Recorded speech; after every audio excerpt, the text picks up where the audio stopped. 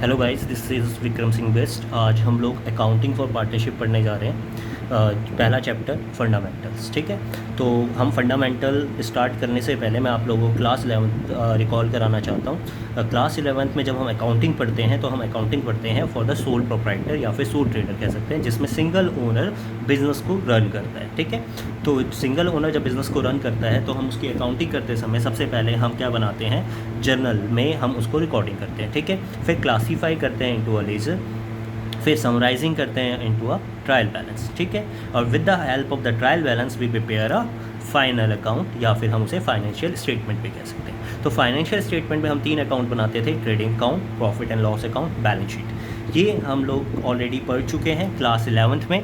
तो मैं मान के चल रहा हूँ कि आप लोग क्लास 11th पढ़ के आए हैं और मैं आप लोगों को क्लास 12th पढ़ा रहा हूँ। ठीक है, तो क्लास 12th में हम लोगों ने क्या पढ़ना है, क्लास 12th में हमने पढ़ना है अकाउंटिंग फॉर द पार्टनरशिप। तो अकाउंटिंग फॉर द पार्टनरशिप का मतलब क्या है, जहाँ पर टू और more person run the business, जहाँ पर 2 और 2 से ज़्यादा लोग बिजनेस को रन करते हैं। तो 2 और 2 से ज़्यादा लोग जब बिजनेस को रन करेंगे तो उसकी अकाउंटिंग में क्या क्या चेंजेस आएंगे और क्या से हमें उसे करनी है, ये सब हम पढ़ने वाले हैं। तो यहाँ पर भी सबसे पहले हम लोगों को जर्नल बनाना है, फिर हम लेज़र बनाएंगे, फिर हम ट्रायल बैलेंस बनाएंगे और ट्रायल बैलेंस की हेल्प से यहाँ पर भी हम फाइनेंशियल स्टेटमेंट या फिर फाइनल अकाउंट बनाएंगे। तो इसके फाइनेंशियल स्टेटमेंट में कौन कौन से अकाउंट्स प्रिपेयर होंगे, इसमें भी पहले ट्रेडिंग अकाउंट प्रिपेयर होगा, फिर profit and loss account prepare होगा, फिर profit and loss appropriation account prepare होगा, जिसको हम अपने समझने के लिए डिस्ट्रीब्यूशन भी मान सकते हैं कि profit and loss distribution account होगा। ठीक है, फिर हम बनाएंगे पार्टनर्स कैपिटल अकाउंट और फिर हम बनाएंगे बैलेंस शीट। ठीक है, तो यहाँ पर ये extra account PL appropriation account और पार्टनर्स कैपिटल अकाउंट क्यों बन रहे हैं, तो आप लोगों को याद हो तो जब हम प्रॉफिट एंड लॉस अकाउंट बनाते थे अपने सोल ट्रेडर में, मतलब कि सोल प्रोप्राइटर जब हम अकाउंटिंग कर रहे थे, तो वहाँ पर जो नेट प्रॉफिट या नेट लॉस आता था उसको हम बैलेंस शीट में ले जाकर कैपिटल में या तो ऐड कर देते थे, और अगर नेट प्रॉफिट होता तो ऐड कर देते थे, और नेट लॉस होता तो हम उसे माइनस कर देते थे। राइट, तो यहाँ पर सिंगल ओनर होता था तो ईजिली हम उसे बैलेंस शीट में ले जाकर कैपिटल में ऐड और माइनस कर सकते हैं, बट यहाँ पर आपकी पार्टनरशिप में 2 या 2 से ज़्यादा लोग हैं तो हम ऐसा नहीं कर सकते हैं। तो इसीलिए हम लोग क्या बनाते हैं, profit and loss appropriation account बनाएंगे, और फिर वहाँ पर हम प्रॉफिट एंड लॉस बांटेंगे पार्टनर्स के बीच में, हमने किसको कितना दिया, क्या दिया, और उसको रिप्रेजेंट करेंगे पार्टनर्स कैपिटल अकाउंट में। ठीक है, तो ऐसे करके हम कुछ चीज़ें सीखेंगे। तो अब मैं आपको कुछ थ्योरी का पार्ट पढ़ाता हूँ और फिर हम अपने अकाउंटिंग की तरफ चलेंगे। ठीक है, ओके। हाय गाइस, तो हम सबसे पहले पार्टनरशिप को समझते हैं कि पार्टनरशिप है क्या। ठीक है, तो पार्टनरशिप को जो डिफ़ाइन किया गया है, मतलब पार्टनरशिप की जो परिभाषा लिखी गई है वो section 4 of the Indian partnership act 1932 में लिखी गई है। सेक्शन 4 में किसके, इंडियन पार्टनरशिप एक्ट 1932 में लिखी है। क्या लिखा है वहाँ पर लिखा है कि partnership is the relation. Partnership क्या है, रिलेशन है। देखो मैं आप लोगों को बता दूं, रिलेशन 2 तरीके से क्रिएट होते हैं। एक तो बाय बर्थ, जब हम लोग पैदा होते हैं तो रिलेशन क्रिएट हो जाता है, जैसे ही हम पैदा होते हैं मम्मी पापा भाई बहन चाचा ताई सब बन जाते हैं हमारे। ठीक है, उसके बाद हम जो रिलेशन क्रिएट करते हैं वो एग्रीमेंट के थ्रू करते हैं। जैसे कि हम जब स्कूल ज्वाइन करते हैं मान लीजिए, तो हम स्कूल वालों को फ़ीस देते हैं और उसके बदले में वो हमें पढ़ाते हैं, तो that's relation created by through the agreement. तो ये जो पार्टनरशिप है, ये भी जो रिलेशन है वो जो क्रिएट किया जाता है वो थ्रू द एग्रीमेंट क्रिएट किया जाता है। तो partnership is the relation between the person. देखो यहाँ पर जो वर्ड यूज़ किया गया है वो वर्ड पर्सन्स है, पर्सन नहीं है। तो पर्सन्स का मतलब हो गया 2 या 2 से ज़्यादा लोग। ठीक है, 2 और मोर पर्सन जो सहमत हुए हैं, मतलब हु हैव एग्रीड, जो सहमत हुए हैं टू शेयर द प्रॉफिट्स, जो सहमत हुए हैं प्रॉफिट्स बांटने के लिए। तो प्रॉफिट्स का मतलब क्या है, क्या लॉस नहीं बांटेंगे वो लोग, देखो लॉस बांटेंगे, प्रॉफिट इंक्लूड्स लॉस। ठीक है, यहाँ पर आप मान के चलिए कि प्रॉफिट जो है इंक्लूड कर रहा है आपका लॉस को। Okay, profit include loss also. ठीक है, any of them acting for all. ठीक है, तो मैं फिर से पढ़ देता हूँ। Partnership is the relation between the person who have agreed to share the profits of a business. किसका प्रॉफिट, किसका बांटेंगे वो लोग, बिजनेस का प्रॉफिट बांटेंगे, जो कैरिड ऑन बाई ऑल, मतलब जो या तो सबके द्वारा चलाया जाएगा या फिर कुछ लोग, any of them acting for all, या फिर कुछ लोग सबके लिए चला सकते हैं। इसका मतलब क्या, मैं आपको समझा देता हूँ कि पार्टनरशिप एक रिलेशन है बिटवीन द पर्सन। पार्टनरशिप एक रिलेशन है पर्सन्स के बीच में, जो सहमत हुए हैं लोग क्या करने के लिए, प्रॉफिट या लॉस को बांटने के लिए। किस चीज़ का, बिजनेस का।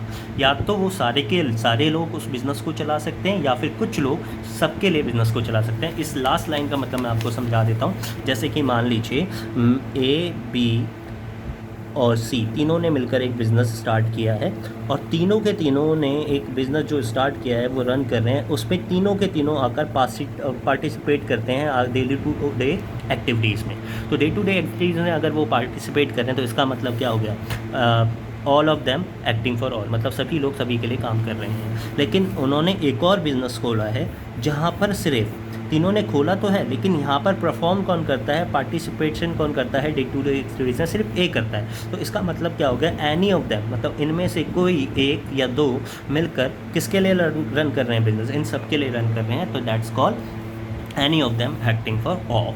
ठीक है, तो पार्टनर्स क्या होता है, राइट। पार्टनर्स का मतलब होता है the person who have inter into a partnership. Partners का मतलब है वो लोग जो पार्टनरशिप में इंटर हुए हैं विद द वन अनदर, एक दूसरे के साथ इंडिविजुअली, मतलब एक एक करके, मतलब अकेले अकेले, आर कॉल्ड पार्टनर्स। उनको हम क्या कहेंगे, पार्टनर्स कहेंगे, राइट। ठीक है, तो फर्म क्या है भाई, फर्म का मतलब क्या है, the persons who have inter into a partnership. वो पर्सन्स जो इंटर हुए हैं पार्टनरशिप में विद वन अनदर, एक दूसरे के साथ, कलेक्टिवली मतलब इकट्ठे होकर, एक साथ, एकजुट में, वो हम क्या कहेंगे, उन लोगों को फर्म कहेंगे। ठीक है, और हमारा फर्म नेम क्या है, फर्म नेम है हमारा the name under which the business is run. The name under which business is run, जिस नेम पर हम बिज़नेस को रन करेंगे, जिस नाम से हम बिज़नेस को अपने रन करेंगे पार्टनरशिप के, उसको हम क्या कहेंगे, फर्म नेम कहेंगे, राइट। और नेक्स्ट टॉपिक मोस्ट इम्पॉर्टेंट, बहुत बार पूछा गया है, बहुत बार, मतलब आपका 1 नंबर का क्वेश्चन बहुत बार बनता है इसमें से। तो nature of the partnership, nature कैसा है, मतलब क्या हमारा नेचर है पार्टनरशिप का। देखो अकाउंटिंग पॉइंट ऑफ व्यू, इसमें मैं 2 पॉइंट ऑफ व्यू बताऊंगा, अकाउंटिंग पॉइंट ऑफ व्यू और लीगल पॉइंट ऑफ व्यू। देखो अकाउंटिंग पॉइंट ऑफ व्यू से सेपरेट लीगल एंटिटी है, चाहे कोई भी एंटिटी हो, कोई भी, मैं आपकी कंपनी की बात करूँ, पार्टनरशिप की बात करूँ, सोल ट्रेडर की बात करूँ, XYZ जितनी भी ऑर्गेनाइजेशन हम लोग रन करते हैं, अगर हम अकाउंटिंग पॉइंट ऑफ व्यू से बात करें तो वो से एक सेपरेट लीगल एंटिटी है। सेपरेट लीगल एंटिटी का मतलब क्या होता है, जब भी हम अकाउंटिंग करेंगे तो हम ये मान के चलेंगे कि हम अकाउंटिंग किसके लिए कर रहे हैं, बिजनेस के लिए कर रहे हैं, मतलब कि बिजनेस और ओनर एक दूसरे से क्या है, अलग अलग है, डिस्टिंक्ट है एक दूसरे से। ठीक है, बट अगर हम लीगल पॉइंट ऑफ व्यू की बात करें तो not a separate legal entity, तो आपकी जो पार्टनरशिप है वो सेपरेट लीगल एंटिटी नहीं है। तो क्या नुकसान होते हैं सेपरेट लीगल एंटिटी ना होने के। देखो सेपरेट लीगल एंटिटी को मैंने थोड़ा सा डिस्क्राइब किया है यहाँ पर। Separate legal entity, not a separate legal entity का मतलब है means in case of the firm is bank corrupt, अगर आपका जो फर्म है वो बैंक करप्ट हो जाता है तो private assets of the partners become liables to meet the deficit. मतलब कि अगर मान लीजिए कोई ऑर्गेनाइजेशन है, हम उस A, B और C 3 उसमें पार्टनर थे और वो पार्टनरशिप फर्म बिल्कुल मतलब चल नहीं पाई और अब वो बैंक करप्ट हो गया। बैंक करप्ट होने का मतलब क्या है, उसकी जो असेट्स है वो क्या है, लेस देन है उसकी लायबिलिटी से, मतलब असेट्स बहुत कम है, लायबिलिटी बहुत ज़्यादा है, आप वो जो असेट्स बेच कर भी उसकी भरपाई नहीं की जा पा रही है। तो वो उस इन केस ऑफ डेफिसिटी, उस केस में, डेफिसिटी के केस में, जो पार्टनर्स की प्राइवेट स्टेट्स है उसको बेचकर उन लायबिलिटीज़ की पेमेंट की जाएगी। That is known as a not a separate legal entity. तो ये एक नुकसान होता है अगर आपकी सेपरेट लीगल एंटिटी नहीं है तो। ठीक है, राइट। तो आपसे 1 नंबर के क्वेश्चन में पूछा जाता है कि what is the nature of the partnership. तो पार्टनरशिप का नेचर कैसा है, not a separate legal entity. In case of the firm is bankrupt तो private assets of the partners became liable to meet the deficit. याद रखना इस चीज़ को, 1 number में बहुत बार पूछा गया है। ठीक है, तो नेक्स्ट हम टॉपिक के ऊपर चलते हैं। नेक्स्ट टॉपिक है हमारा असेंशियल क्या है, हमारे असेंशियल फीचर्स क्या हैं कैरेक्टरिस्टिक्स ऑफ पार्टनरशिप। हम किसी, क्योंकि 2 या 2 से ज़्यादा लोग बहुत से बिजनेस करते हैं, कब हम उसे कहेंगे कि भाई ये वाली पार्टनरशिप और ये वाली पार्टनरशिप नहीं है, तो हम यहाँ पर पढ़ेंगे कि हम उसे पार्टनरशिप कब कहेंगे, राइट। तो फर्स्ट हमारा जो एसेंशियल फीचर्स होना चाहिए हमारे जो पार्टनरशिप में होना चाहिए, 2 और मोर पर्सन होना चाहिए, कम से कम 2 लोग होने चाहिए पार्टनरशिप को रन करने के लिए, और ज़्यादा से ज़्यादा कितने होते हैं आगे पढ़ते हैं। ठीक है, तो 2 और more person, there must be at least 2 persons to form a partnership. At least 2 लोग तो होने चाहिए हमारे पार्टनरशिप को फॉर्म करने के लिए, चलाने के लिए। एंड ऑल सच पर्सन, ये जो भी पर्सन हम पार्टनरशिप में शामिल करेंगे, must be competent to a contract. क्या होने चाहिए, कम्पिटेंट होने चाहिए। देखो जिसको नहीं पता कॉम्पिटेंट का मतलब क्या होता है, तो कॉम्पिटेंट का मतलब होता है कैपेबल, ठीक है। कॉम्पिटेंट का मतलब होता है कैपेबल, ठीक है, योग्य होने चाहिए। क्या करने के योग्य होने चाहिए? कॉन्टैक्ट करने के योग्य। तो ये कहाँ पे डिफाइन है कि भाई कौन कौन लोग कॉन्टैक्ट करने के योग्य हैं, तो मैंने यहाँ पर डिफाइन भी किया है कि कंपिटेंट टू कॉन्ट्रैक्ट कौन कौन होते हैं। According to the Indian contract act 1872 एक एक्ट है, उसके according every person is competent, सभी लोग कहता है कंपिटेंट टू कॉन्ट्रैक्ट है। ये कहता है कि भाई सभी लोग जितने भी पर्सन है सभी लोग कंपिटेंट है कॉन्ट्रैक्ट करने के, लेकिन एक्सेप्ट, देखो एक्सेप्ट का मतलब छोड़कर, दीज, इन लोगों को, ये जो 3 लोग डिफाइन है यहाँ पर, इन लोगों को छोड़कर सभी लोग पार्टनरशिप करने के लिए क्या है, कॉन्ट्रैक्ट करने के लिए एलिजिबल है। और जो लोग कॉन्ट्रैक्ट करने के लिए एलिजिबल हैं वो लोग पार्टनरशिप करने के लिए भी एलिजिबल हैं, और इन 3 को छोड़कर सारे लोग एलिजिबल हैं। तो ये 3 लोग कौन है? सबसे पहले तो माइनर। भाई माइनर कौन है? जो 18 साल से जिसकी एज कम है वो पार्टनरशिप नहीं कर सकता, वो कॉन्ट्रैक्ट भी नहीं कर सकता, तो पार्टनरशिप भी नहीं कर सकता। पर्सन ऑफ अनसाउंड माइंड, जो पागल आदमी होता है भाई वो भी कॉन्ट्रैक्ट नहीं कर सकता, तो वो पार्टनरशिप भी नहीं कर सकता। पर्सनस डिस्क्वालीफाइड बाय लॉ, जैसे ऐसे लोग जिनको लॉ ने ही मना कर दिया, डिस्क्वालीफाइड कर दिया कि भाई ये लोग कॉन्ट्रैक्ट नहीं कर सकते हैं, जैसे कन्विक्ट जो अपराधी होता है वो कॉन्ट्रैक्ट नहीं कर सकता, तो वो पार्टनरशिप भी नहीं कर सकता है, ठीक है। बट मैंने यहाँ पर माइनर के ऊपर एक स्टार बनाया, डेट्स अ रीज़न कि स्टार क्यों बनाया है। देखो इसके ऊपर भी एक क्वेश्चन पूछा जाता है। क्या क्वेश्चन पूछा जाता है? क्या माइनर पार्टनर बन सकता है? मे अब माइनर बी अ पार्टनर, तो हमें आंसर लिखना पड़ेगा कि इसका एक एक्सेप्शन है कि हाँ भाई माइनर पार्टनर बन सकता है। देखो मैंने यहाँ पर डिफाइन भी किया हुआ है, minor can be a partner, minor partner हो सकता है with the consent of the all the partner, अगर सभी पार्टनर की कंसेंट होगी तो वो पार्टनर बन सकता है, लेकिन फॉर द बेनिफिट्स, मतलब कि सिर्फ और सिर्फ प्रॉफिट का पार्टनर बनेगा, लॉस में वो शेयर नहीं करेगा, ठीक है। कुछ एक नंबर के क्वेश्चन इसमें से पूछे जाते हैं, जैसे कुछ एक क्वेश्चन लास्ट टाइम मेरे को याद है कि वो पूछा गया था कि except the minor who can not be a partner in the partnership firm. ऐसे कौन कौन से लोग हैं जो माइनर के अलावा पार्टनरशिप फर्म में पार्टनर नहीं हो सकते हैं, तो आपको आंसर लिखना था वहाँ पर पर्सन ऑफ अनसाउंड माइंड और person disqualified by law can not be a partner of the partnership firm, ठीक है, राइट। और एक नंबर में कई बार पूछा जाता है मिनिमम पार्टनर कितने होने चाहिए पार्टनरशिप में, तो आपको याद होना चाहिए 2 होने चाहिए। मैक्सिमम कितने होने चाहिए, तो मैक्सिमम आपका पार्टनर्स होते हैं 50, ठीक है। क्या आपके पार्टनरशिप एक्ट में ये लिखा हुआ है कि मैक्सिमम पार्टनर 50 होने चाहिए? नो, पार्टनरशिप एक्ट में कहीं नहीं लिखा हुआ है, लेकिन ये जो रिस्ट्रिक्शन लगाई गई है ये आपका कंपनी एक्ट द्वारा लगाई गई है। कंपनी एक्ट के जो सेक्शन 464 है वहाँ पर लिखा है कि भाई जो कोई भी एसोसिएशन जिसमें 100 से ज़्यादा लोग होंगे, 100 से ज़्यादा लोग होंगे, उसको अपने आप को उस ऑर्गेनाइजेशन को, उस एसोसिएशन को, उस संगठन को अपने आप को कंपनी एक्ट में रजिस्टर्ड कराना पड़ेगा, ठीक है। तो ये कहाँ पर लिखा है? सेक्शन 464। लेकिन इस सेक्शन को जो कंपनीज रूल आया था 2014 में, रूल 10, उसमें इस लिमिट को 50 मैक्सिमम कर दिया गया है। 50 मतलब इस रूल के अकॉर्डिंग ये कहा गया कि किसी भी एसोसिएशन में अगर 50 से ज़्यादा लोग हैं तो उसको अपने आप को कहाँ रजिस्टर्ड कराना पड़ेगा? कंपनी एक्ट में रजिस्टर्ड कराना। तो इस वजह से हमारी जो रिस्ट्रिक्शन अप्लाई हो जाती है, तो मैक्सिमम जो हमारे पार्टनरशिप में कितने लोग हो सकते हैं? सिर्फ और सिर्फ 50 हो सकते हैं। ओके गाइस, तो यहाँ तक आप लोग होप सो आप लोगों को समझ में आया होगा। और कोई भी आपका डाउट हो तो यू मे कॉल मी, मैं आपको लास्ट में अपना नंबर ज़रूर शेयर करूँगा, ठीक है। तो आप मेरे को व्हाट्सअप कर सकते हैं, सॉरी कॉल मत करिएगा, मैं शायद बिजी हूँ तो ना उठाऊँ, तो आप मेरे को व्हाट्सअप कर दीजिएगा और जो भी डाउट हो आप मेरे से क्लियर कर सकते हैं, ठीक है गाइस। आगे बढ़े तो गाइस हमारा पहला एसेंशियल हो गया, चलो अब दूसरे एसेंशियल की तरफ चलते हैं कि हमारा क्या होना चाहिए दूसरा एसेंशियल। तो दूसरा एसेंशियल है हमारा एग्रीमेंट। तो हमारे पार्टनरशिप में एग्रीमेंट होना बहुत ज़रूरी है। तो there must be an agreement, agreement होना चाहिए बिटवीन द पर्सन्स के बीच में एग्रीमेंट होना ज़रूरी है। एंट्रिंग इनटू अ पार्टनरशिप, जो लोग पार्टनरशिप में एंटर हो रहे हैं, मतलब पार्टनरशिप को शुरू कर रहे हैं, उन पर्सन के बीच में क्या होना चाहिए? एग्रीमेंट होना चाहिए, right. It may be oral और रिटन, ये लिखित में भी हो सकता है और बोलकर भी हो सकता है, आपस में बातचीत कर भी हो सकता है। Which may be for a particular venture, मतलब किसी पार्टिकुलर वेंचर, मतलब किसी एक आध व्यापार के लिए, वेंचर का मतलब होता है व्यापार या ट्रेड कह सकते हो, किसी एक वेंचर के लिए हमने मतलब ए और बी इकट्ठे होकर एक काम करें तो पार्टिकुलर वेंचर के लिए हो सकता है। फॉर ए पीरियड मतलब 1 साल 2 साल के लिए हो सकता है। और एट अ विल मतलब जब तक हमारी इच्छा हम साथ हैं, और उसके बाद अगर हमारी इच्छा नहीं होगी तो हम अलग हो जाएंगे। तो आप लोगों को यहाँ पर समझ में आया कि एग्रीमेंट जो है वो ओरल भी हो सकता है और रिटर्न भी हो सकता है, ठीक है। तो अगर हमारा रिटर्न एग्रीमेंट होता है, written agreement between the partners is known as a partnership deed. अगर हमारा रिटर्न एग्रीमेंट होगा तो हम उसे पार्टनरशिप डीड कहेंगे, राइट। तो दूसरा, पहला एसेंशियल है हमारा दो और दो से ज़्यादा लोग होने चाहिए पार्टनरशिप में। दूसरा है हमारा एग्रीमेंट होना चाहिए, एग्रीमेंट में भी ओरल और रिटर्न। और तीसरा एसेंशियल हमारा जो है वो है बिजनेस। देखो, अगर आप बिजनेस नहीं है तो भी पार्टनरशिप नहीं होगी। There must be a business and it must be a lawful.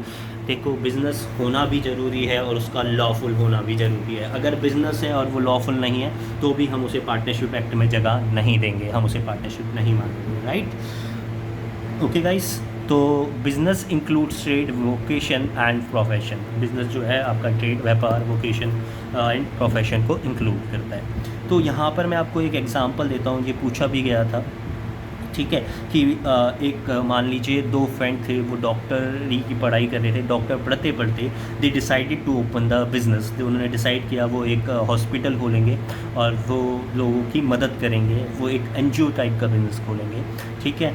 तो क्या ये पार्टनरशिप होगी? अगर उन्होंने डिसाइड किया जो भी प्रॉफिट होगा आपस में बांटेंगे।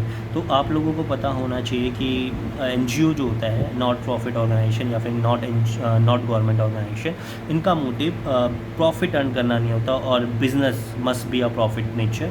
तो अगर एनजीओ उन्होंने डिसाइड किया तो वो पार्टनरशिप नहीं कहलाएगा, ठीक है। तो आप लोगों ने 11th में अपने बिज़नेस के चैप्टर में पढ़ा भी होगा कि business must be profit motive. Since the NGO is not a for the profit motive, तो वो बिज़नेस नहीं है। और since that is not a business, और जब वो बिज़नेस ही नहीं है तो पार्टनरशिप भी नहीं होगी, राइट। एक और एग्जांपल देता हूँ मैं आपको। मान लीजिए एक ए है, ठीक है, मैं आपको यहाँ पर थोड़ा ऐसे ही समझा रहा हूँ रफली। ए है, ए के पास एक लैंड है, मान लीजिए लैंड है, एक ज़मीन है, उसको उसे बेचना है। तो उसने अपने एक फ्रेंड बी को बोला, यार मेरी एक ज़मीन है, उसे बिकवा दे प्लीज़। तो बी ने पूछा भाई क्या मांग रहा है, उसके क्या रेट मांग रहा है। तो उसने बोला भाई तू 20 लाख दिलवा दे, उससे ऊपर जो भी तू बेचे वो तेरा। तो बी की इतनी जान पहचान नहीं है मार्केट में, उसने अपने एक फ्रेंड सी को अप्रोच किया। ही अप्रोचेस टू द सी और उससे बोला यार एक लैंड है एक ही, उसकी लैंड को बिकवा देते हैं, 20 लाख मांग रहा है वो, उससे ज़्यादा जो भी हम उसको बेचेंगे आपस में बांट लेंगे, ओके। तो ए, बी और सी ने मिलकर इस लैंड को डी को बेच दिया 25 लाख में, ओके राइट। इन्होंने कितने में बेच दिया? 25 लाख में इस लैंड को बेच दिया। तो 25 लाख में लैंड में को बेचा तो ए को 20 लाख दे दिए, 5 लाख में से 2.5 इसने लिख लिए, 2.5 इसको दे दिए। तो आपस में इन्होंने डिस्ट्रीब्यूट कर लिया। तो आपसे पूछा गया कि क्या ये पार्टनरशिप है? तो guys, it is also not a partnership. क्यों नहीं है पार्टनरशिप आपका? देखो, पार्टनरशिप जब भी होगी जब मैंने कहा बिजनेस होगा। बिज़नेस कब होगा? बिज़नेस एक सिंगल ट्रांजैक्शन कर लेने से बिज़नेस थोड़ा ना हो जाता है। Transaction should be in regular nature, ठीक है। जो आपकी ट्रांजैक्शन होनी चाहिए, बिज़नेस ट्रांजैक्शन होती है, वो रेगुलर नेचर की होती है। एक सिंगल ट्रांजैक्शन को पार्टनरशिप नहीं कहेंगे। तो यहाँ पर भी बिज़नेस नहीं था तो पार्टनरशिप नहीं थी। तो ऐसे ही कुछ क्वेश्चंस आते हैं एक एक नंबर में। तो आपको याद रखना है कि ये सारे एसेंशियल जब होंगे तभी वो पार्टनरशिप कहलाएगी, अदरवाइज वो पार्टनरशिप नहीं कहलाएगी। ओके गाइस, तो हम फोर्थ एसेंशियल की तरफ बढ़ रहे हैं अपने। तो फोर्थ एसेंशियल है, तो आपका फोर्थ एसेंशियल मतलब चौथा एसेंशियल है प्रॉफिट शेयरिंग। देखो, there must be a profit sharing. Profit sharing होना चाहिए, profit sharing ratio between the partners. जो पार्टनर्स हैं, पर्सनस हैं, उनके बीच में प्रॉफिट शेयरिंग रेशियो होना चाहिए कि हम भाई जो प्रॉफिट होगा उसे कैसे बांटेंगे। But it is not essential, याद रखना, it is not essential that all partner must share the loss. ऐसा ज़रूरी नहीं है कि जितने भी पार्टनर शामिल हुए हैं वो लॉस भी शेयर करें। ऐसा कब कब हो सकता है? ये क्वेश्चन भी बहुत बार आता है कि ऐसा कब कब हो सकता है कि who are those partner who does not share the loss. ऐसे कौन कौन से पार्टनर हो सकते हैं जो लॉस में शेयर नहीं करते? एक तो मैंने आपको अभी भी बताया था थोड़ी देर पहले कि minor does not share the loss, ठीक है। तो पहला आंसर तो आपका यही हो गया कि माइनर शेयर्स में लॉस में शेयर नहीं करता, सॉरी, ठीक है, लॉस में शेयर नहीं करता है। दूसरा, अगर आपने किसी बंदे को गारंटी दे दी कि नहीं भाई तू आ जा, मेरे से शामिल हो जा मेरी पार्टनरशिप में, और हम तुझे गारंटी देते हैं तेरे को लॉस नहीं होगा, तेरे को हमेशा प्रॉफिट होगा, तो ऐसा पार्टनर भी लॉस में शेयर नहीं करता। तो दो ऐसे पार्टनर मैं आपको बता रहा हूँ जो लॉस में शेयर नहीं करते हैं, एक तो माइनर और दूसरा गारंटेड पार्टनर। या फिर आपके पार्टनरशिप एक्ट में आपने डिसाइड करा है कि इस पार्टनर को लॉस में हम भागीदारी या फिर शेयर नहीं करेगा वो पार्टनर, तो ऐसे लोग पार्टनरशिप फर्म में लॉस को शेयर नहीं करते।